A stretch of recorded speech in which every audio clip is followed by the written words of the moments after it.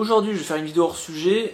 Ça va pas être une critique parce que je vais parler de Harry Potter, la version illustrée qui est sortie le 22 octobre, là, illustrée par Jim Kay, approuvé par J.K. Rowling, sinon ce serait pas sorti évidemment. Je fais pas une critique parce que ça fait 14-15 ans que j'adore Harry Potter, de toute façon je serai pas objectif là-dessus.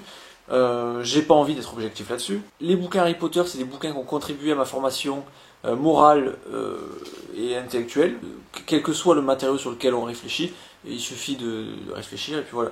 Donc même si on peut dire que c'est enfantin ou quoi que ce soit, etc., ça a participé à la personne que je suis, avec les histoires de super-héros qui contribuent à la formation morale, et aussi le cinéma en général, etc., qui contribue à la formation morale des individus, etc. Tout ça pour dire que Harry Potter a une place assez importante dans ma vie en général. J'ai lu les bouquins plusieurs fois, j'ai lu 4 fois le premier et 3 fois tous les autres. Évidemment, je préfère les bouquins aux films, mais ce qui est bien avec les films, c'est que ça apporte un côté visuel que n'avaient pas les bouquins, c'est-à-dire que tout n'est pas décrit dans les bouquins. Donc, c'est bien d'avoir des supports visuels, etc., comme des illustrations ou alors les films.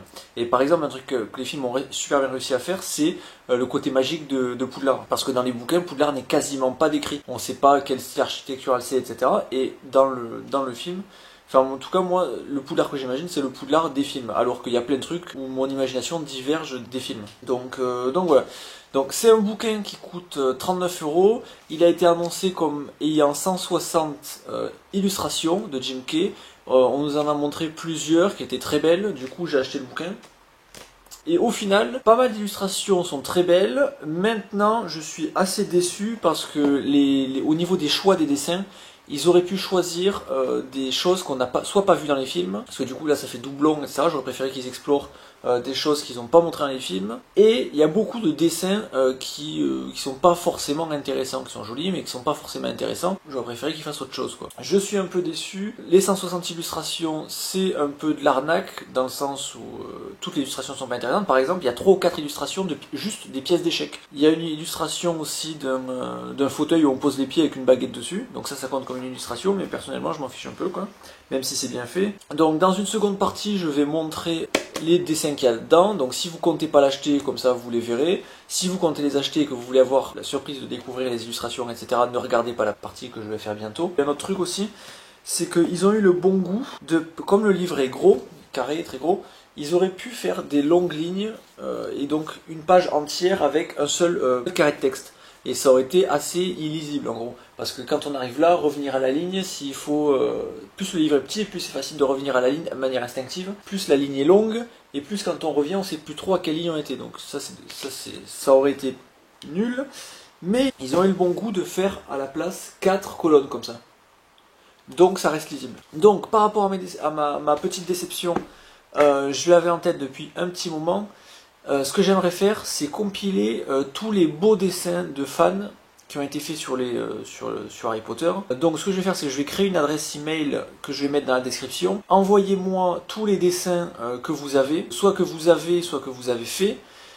Si vous les avez fait, signez-les, signez sur le dessin et mettez le nom. Et ce que je vais faire, en fait, je vais compiler tous les dessins que vous m'enverrez et tous ceux que je trouverai moi aussi. Je les mettrai dans l'ordre, je les chapitrerai et en gros pour en faire un livre quasiment sans texte, juste avec des images, qui sera en PDF et que je pourrai mettre ensuite sur internet. Je sais pas encore où, je donnerai des nouvelles dans prochainement une future vidéo quand je l'aurai fait. Et ensuite vous pourrez le télécharger et regarder toutes les illustrations, etc. Donc voilà, donc ce serait un truc coopératif, etc. Moi je ferai pas de dessin parce que je suis pas spécialement bon en dessin. Bon, juste un dessin que j'ai fait que je trouvais rigolo.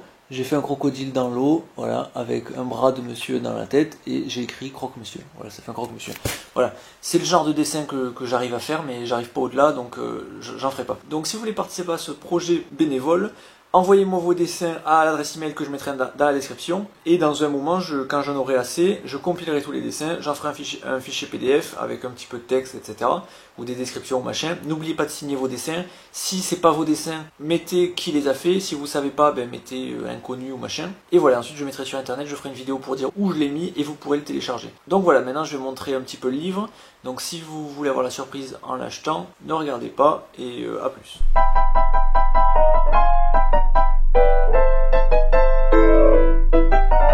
Bon, la couverture reprend une image qu'on aura dans le bouquin, donc on verra plus tard. Ce qu'on remarque là, c'est que Jim Kay a tendance à mettre de la végétation morte un peu partout là.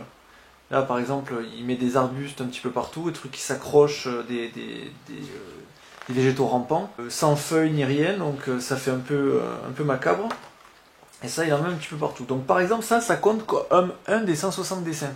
Donc quand j'achète un bouquin sur Harry Potter, j'ai envie de voir Harry Potter, Hermione et les personnages, etc. J'ai pas forcément envie de voir ça. Donc ma petite déception, elle est sur ce truc-là. Donc voilà, tout ça, ces petits dessins là, ça compte comme les 160. Là, c'est bien parce que déjà on commence à coller au livre et pas au film, ça c'est super. C'est-à-dire qu'on a un Dudley qui est très gros, contrairement au film, où déjà il est blond en plus. Dudley est blond dans les livres, pour ceux qui ont vu que les films. Et Pétunia est blonde aussi. D'ailleurs, Pétunia, je l'imaginais comme la prof du Grinch dans le Grinch. Et Monsieur Vernon, je l'imaginais comme le voisin de Denis la Malice. Donc, quand j'ai commencé à lire le livre, je l'imaginais en dessin animé en fait. Et maintenant, je commence à l'imaginer comme le grand-père dans Parrain à tout prix. Il y a une forte carrure comme ça. Donc, ça, c'est un dessin que j'aime bien. On voit qu'il fait des caprices partout, il est jamais heureux, etc. Alors que ses parents le coucougnent. Donc voilà, ça c'est une image qu'on n'a pas dans les films, donc ça c'est bien. McGonagall qui lit une carte routière. Et là, voilà, ça c'est par exemple c'est une scène qu'on a dans les films où on voit Hagrid arriver quoi. Donc bon, pas de grande nouveauté sous le soleil quoi. Là on a une image de Harry qui est plus miteuse que dans les films, même si dans les films il y a la poussière qui tombe sur lui, on montre qu'il est maltraité ou quoi. Bon là ça fait déjà plus miteux parce que du coup le placard c'est pas que là où il dort, c'est là où on range d'autres affaires, il y a le compteur électrique, etc. Donc là, c'est vraiment, il est considéré comme un objet, et puis on le fout au placard comme n'importe quel objet. Voilà, encore un dessin qui sert pas à grand chose pour moi, c'est les cadeaux de Dudley, d'ailleurs je les ai pas comptés, mais il doit pas y en avoir 36 là. Quelque chose qu'il n'y a pas dans le livre, il me semble, le comparatif entre un gorille d'ailleurs qui a la couleur de orang-outan, c'est bizarre, et Dudley. Bon, pas grand intérêt. Le dessin est joli, mais c'est encore une scène qu'on a vue dans les films. J'aurais aimé voir autre chose. Mais le dessin est très joli. Le serpent s'échappe. Des fois, le style de dessin, fait la colorisation, ça fait penser au dessin préparatoire de Burton, que Burton fait en général. Même si Burton met moins de détails, etc. Bref, voilà. On a encore Dudley, là. Si je vais trop vite, mettez des pauses. Hein. Ça, c'est encore une image qu'on a dans les films. Donc... encore une fois, j'aurais aimé voir autre chose que ça. Surtout qu'il s'attarde beaucoup sur les dessins du début du livre, et sur la fin, vous allez voir, il fait pas beaucoup de dessins, quoi. Donc ça, c'est vraiment dommage.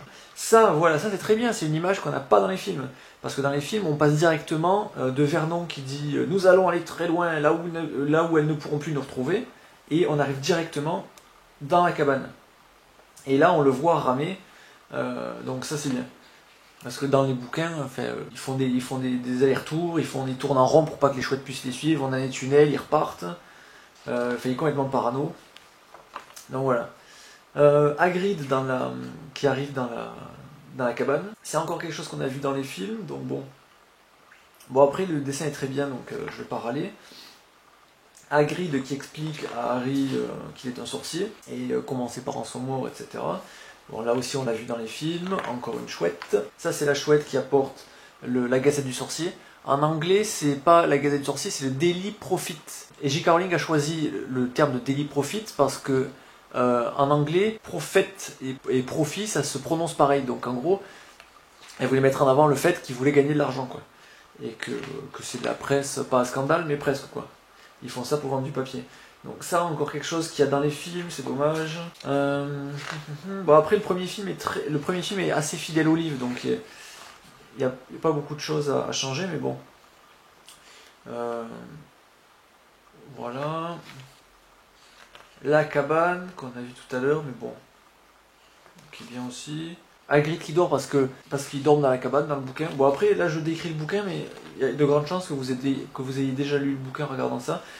Quand Hagrid et Harry partent, donc le lendemain, où Hagrid se sert de la magie alors qu'il dit qu'il n'a pas le droit, donc déjà ça annonce le deuxième film, où on va savoir pourquoi il a été renvoyé de Poudlard. Donc ça c'est bien. Ça c'est des petites liaisons qu'il y a entre les bouquins, qu'il y a dans les bouquins, mais qu'il n'y a pas dans les films parce qu'ils n'ont pas fait gaffe à ça.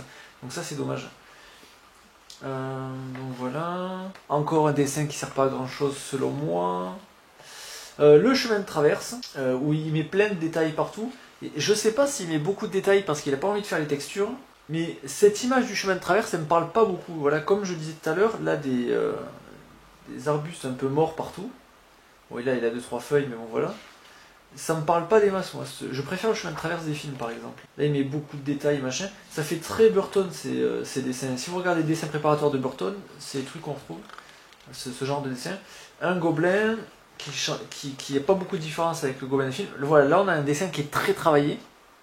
Et c'est une scène qui est dans les livres, qui est dans le livre, et qui n'est pas dans le film. Donc ça, c'est intéressant. Je trouve ça vachement bien. Mais il m'avait spoilé le truc parce qu'il les avait montrés dans les dessins qu'ils avaient donnés... qu'ils avaient fait diffuser dans la presse. Comme je disais, un petit tabouret où on pose les pieds. Pour moi, je trouve que ça n'a pas grand intérêt. Ça aussi, c'est les dessins qu'il fait qui n'ont pas grand intérêt. C'est un bout de la locomotive là. C'est juste pour mettre le titre. Ça compte dans les 160 dessins. Donc voilà. Donc là, on a la page. On a la première et la 4e de couverture. Donc là, le truc est très beau. Maintenant, ce moment-là est très magique dans les films. Il est très bien fait. Donc je vois pas l'intérêt de le refaire. On voit les sangliers ailés qui sont dans les bouquins et qui sont pas dans les films, qui sont en quelque sorte un emblème de Poudlard et qui sont à l'entrée du portail. Il y a un sanglier ailé de chaque côté et ça, c'est pas dans les films. Là, on a Dumbledore qui est bien. Il y a le tricot et machin. Le dessin est très très bien fait, contrairement à d'autres. Là, on a encore une scène qui est dans les films, quand ils mangent les bonbons, machin. Voilà, par exemple, là, dans cette scène, ils se battent après contre Malfoy et Crabbe et Goyle, à tous les deux. Et Croutard va mordre Crabbe ou Goyle, je sais plus. Il aurait pu faire un dessin là-dessus, faire des mises en situation de ça. Il fait pas de mise en situation, il préfère faire, voilà, comme Dumbledore, des portraits comme ça, plutôt que des mises en situation. Je trouve ça dommage. Moi, ce que j'espérais voir, c'était justement des mises en situation. Et là, justement, il y a un dessin qu'ils ont montré dans la presse et qui n'y est pas. Là, par exemple, il y a une image, normalement, de Harry qui regarde qui passe la tête par la fenêtre du train. Qui est pas là. Et c'est un dessin que je trouvais super, donc c'est dommage. Un dessin très inspiré du Retour du Roi, où on voit les morts avec leur squelette à travers. Donc voilà, donc on voit la Dame Grise, le Moine Gras, Nick quasi sans tête. Et là, je sais pas si c'est le Baron Sanglant ou pas, parce qu'il a pas de chaîne. Et là, on voit pas le décor derrière, je trouve ça dommage. Bon, il y a les personnages, mais j'aurais préféré que ce soit dans un décor, que ça fasse une situation, comme je le disais. Et là, ils le font pas. Le Chopo Magique, qu'on a déjà vu, qui ressemble un peu plus à la version de J.K. Rowling qu'elle avait fait en dessin. Le dessin est très très beau. Maintenant, Harry il sourit. Ah, quoique c'est peut-être le moment où il dit Gryffondor et du coup il est soulagé. Mais à ce moment-là, il est en stress total, Harry, quand il met le truc. Un portrait de Quirrell. Toujours pas en situation, c'est dommage. Le portrait de Quirrell est très bien, il fait très petite personne, là, assez lâche, etc. Un autre portrait de Nick quasi sans tête, qui n'est pas le personnage le plus intéressant non plus des livres, surtout pas dans le premier. Ça fait 2 fois qu'on le fait. J'aurais préféré qu'il fasse d'autres personnages, par exemple Dumbledore, il n'est fait qu'une seule fois, non, que 2 fois dans le truc. Encore un dessin qui sert pas à grand chose. On a Rogue là. Rogue qui est très bien, mais encore une fois, c'est pas une mise en situation, donc je trouve ça dommage. J'aurais préféré qu'il le montre en train de ridiculiser Harry, par exemple, qui était une scène coupée des films, par exemple, où il ridiculise Harry. Donc voilà, les cheveux sont très, très fidèles au livre, le regard à la fois méchant mais triste, et le nez crochu dont tout le monde se moque. La cabane de Hagrid, le dessin est beau, il n'est pas aussi soigné que les portraits de Dumbledore et de Malfoy qu'il a fait, par exemple. Et c'est une coque de bateau renversée. Donc ça s'éloigne des bouquins, je sais pas pourquoi il a fait ça. Bon, c'est sympa, mais bon, voilà, pourquoi pas. Duel à minuit, donc là, pour une fois, on va avoir un dessin qui n'est pas... Donc là, on a une tour, pareil. Je trouve que le dessin est gâché par cette végétation rampante qui couvre le truc. Pour moi, le monde magique a un côté un peu destroy, dans le sens où il n'y a pas besoin d'être un grand architecte pour construire un bâtiment, parce qu'on se rattrape avec la magie. C'est-à-dire que même si un truc physiquement n'est pas fait pour tenir, avec des sortilèges, de toute façon on fait tenir le truc, donc voilà. Mais dans mon idée, la magie sert aussi à nettoyer, à empêcher par exemple la végétation de ramper, etc. comme ça. Et donc ce genre de truc, dans ma tête à moi, dans l'univers d'Harry Potter, ça n'existe pas, ça, par exemple. Donc je trouve ça dommage. Bon voilà, là pareil, il met des végétations partout, ça évite de faire la texture. Encore une image qu'on a vue dans les films, c'est dommage, j'aurais préféré qu'il fasse autre chose. Donc là, le duel à minuit. Pour ceux qui ont lu le livre, ils vont comprendre. Malfoy a posé un lapin à provoquer Harry en duel. Harry s'est rendu donc à minuit, donc là ils n'ont pas le droit de sortir des dortoirs. Et Malfoy a donné rendez-vous à Harry, hors des dortoirs, à minuit donc, pour un duel. Et ce qu'a fait Malfoy en fait, c'est qu'il n'y est pas allé, il a dit à Rusard qu'il allait avoir des Gryffondors qui allaient sortir de leur dortoir. Et donc ils vont pour se faire surprendre, et là il y a Hermione et Neville dedans. Qui voulaient pas les suivre à la base, il n'y avait que Harry et Ron, les deux casse-cou, qui y allaient. Donc voilà, là on a Pive, que j'imaginais pas du tout comme ça. Et je préfère la manière dont je l'imaginais moi. Je l'imaginais en fait comme Pive dans le jeu vidéo de Harry Potter 1 en fait, sur Play 1. Encore des dessins qui servent pas à grand chose. Celui-là par contre, je trouve qu'il est génial. Parce que ça c'est quelque chose qu'on voit dans la vie de tous les jours. Des oiseaux qui sont posés sur les gouttières, les trucs comme ça.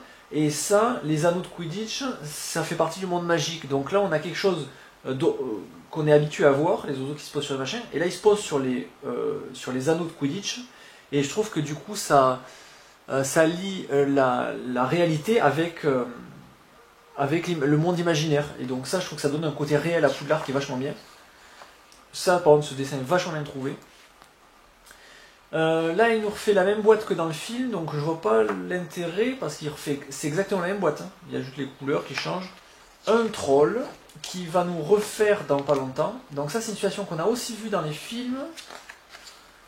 Donc c'est dommage, encore une fois. Là on a un petit truc, guide du troll machin. Donc voilà, c'est sympa, mais j'aurais préféré qu'il fasse des trucs du livre plutôt. Là on a un vif d'or qui est mécanique, enfin qui est magique mais qui est aussi mécanique, on voit avec les rouages, etc. Je le trouve super joli, maintenant ça enlève un petit côté magique. Hermione, que je trouve pas spécialement jolie là, mais c'est normal parce que Hermione n'est pas jolie dans les livres. Ça ajoute au fait que les gens l'aiment pas trop, parce que si elle était énervante, etc., mais super jolie, vous inquiétez pas que les gens la trouveraient sympa quand même. Et là on voit pas ses dents, mais dans le bouquin elle a de très grandes dents, et c'est qu'à partir du 4 qu'elle est fait rétrécir, à la suite de quelque chose qui n'est pas dans les livres. Donc là on a quelque chose qui est dans les films aussi. Donc je vois pas l'intérêt de le refaire en truc, et surtout que dans ce chapitre il se passe quelque chose de super, c'est-à-dire que Ron et Neville vont aller se battre contre Crabbe et Goyle pendant que Harry, de son côté, essaie d'attraper le vif d'or. Et pendant que Hermione va foutre le feu à la cape de Rogue pour empêcher Rogue, parce qu'elle croit que c'est Rogue qui essaie de désarçonner Harry de son balai, de jeter un sort à Harry. Donc il se passe plein de choses à ce moment-là, et qu'est-ce qu'il choisit de dessiner? Une chose qui se passe dans les livres, c'est-à-dire le moment où ils se rendent compte que quelqu'un jette un sort à Harry, quoi. J'aurais préféré voir par exemple la bagarre contre Crabbe et Goyle, et du coup ça nous aurait permis de voir Crabbe et Goyle. Encore une fois, quelque chose qu'on voit dans les films, donc pas grand intérêt, enfin c'est joli mais voilà quoi. Un portrait de Ron qui est très fidèle au livre, avec le très long nez, etc. Ça arrive sa physionomie longiligne. Là par exemple, voilà, on va avoir des pièces d'échecs, il en fait plein, vraiment j'aurais préféré qu'il passe son temps à faire autre chose que des pièces d'échecs, quoi. Il y a des beaux dessins dans ce bouquin, mais bon. Là, c'est un super dessin. Les chaises, par contre, ouais, quoi que si elles y sont dans le livre. Il y a les chaises et les tables qui sont empilées, c'est un peu un débarras à la classe. Le miroir du Rized, super. Là, on voit qu'il est vraiment triste et tout, c'est super. Et là, le dessin d'après aussi, j'aime beaucoup. Dumbledore qui est assis à côté de Harry, donc il explique que c'est pas forcément bien de vivre dans le passé. Et il en sait quelque chose, et il va en payer de sa vie. Si vous avez lu les bouquins, vous comprenez. Et si vous avez vu que les films, vous comprenez pas. Voilà, magnifique dessin de 5 livres empilés. Je rigole évidemment, c'est sarcastique. J'aurais préféré qu'il fasse autre chose, vraiment. Je sais pas pourquoi il a fait des petits dessins comme ça. Surtout qu'il se passe plein de choses dans ce livre, il aurait pu dessiner autre chose. Là pareil, il dessine des zones dragons. Bon. J'aurais préféré qu'il fasse autre chose. Je dis pas que les dessins sont moches ou sont mal faits ou quoi, je dis qu'ils sont mal choisis. Ça c'est par exemple un plan qu'on a dans Harry Potter, dans le premier film. Donc c'est dommage. Là on a le Norvégien à crête. qui ne correspond à pas grand chose parce qu'il n'est pas adulte dans le livre. Là on a Croque-Dur qui fait pas très molosse alors que normalement c'est un molosse. J'aime bien le détail de la queue qui est abîmée. Ça fait le gros dur mais chochotte un peu. Super dessin des copains à Charlie qui viennent chercher le dragon. Parce que si Hagrid se fait choper avec le dragon, contrairement au film, il va y arriver de sacrés ennuis. Donc Harry et Hermione vont amener le dragon qui est né, qui n'est plus dans l'œuf, au sommet de la plus haute tour. Donc normalement c'est la tour d'astronomie. Donc en gros ça c'est la tour d'astronomie. Sachant que la tour d'astronomie dans le 6ème, il faut un examen à plein d'élèves, je vois pas où ils peuvent tenir les élèves, donc il n'a pas dû en tenir compte. C'est ça qui me fait dire que ça doit pas être un très grand fan non plus d'Harry Potter, le Jim Kay. Parce que là, ça rentre en contradiction et je vois pas comment il va faire pour le 6ème film. Maintenant, voir Dumbledore tomber de cette tour-là, ça peut être esthétique aussi. Avec le dragon et tout, c'est assez joli. Donc voilà, la forêt interdite, une fois qu'ils se sont fait coller, le sablier des Gryffondor, voilà, pas grand intérêt. Dessin très joli, maintenant je l'imagine pas forcément comme ça, Minerva McGonagall, en fait je l'imagine exactement comme dans le livre, dans le film je veux dire. Le dessin est joli, maintenant c'est encore pas une mise en situation, j'aurais préféré qu'il la montre en train de parler à Harry dans une scène, etc. Donc voilà, là c'est l'entrée de Poudlard, l'entrée principale qui mène au hall. La forêt interdite, alors là il fait un super dessin de la forêt interdite avec une licorne. J'aurais préféré qu'il montre Harry dans la forêt. Enfin, je sais pas si vous remarquez, mais Harry et Ron et Hermione, on les voit pas beaucoup, quoi. Alors que c'est eux les personnages principaux du livre. Donc Croque-Dur, le dessin est beau. Maintenant, je trouve que si on avait eu un peu plus de recul, ça aurait été mieux, quoi. Parce que là, on voit 3 fois la même chose, en fait. On voit 3 fois l'énorme museau avec les yeux et machin. Ça, par contre, c'est bien. Quand il tombe dans les filets du diable. Le dessin manque un peu de détails, mais... Je dis ça, je dessine pas mieux que lui, donc ça veut pas dire que je me la pète en disant moi je dessine mieux. Hein. J'ai montré tout à l'heure que je dessinais moins bien que lui. Mais ce que je veux dire, c'est au niveau des choix. Au niveau des choix, c'est...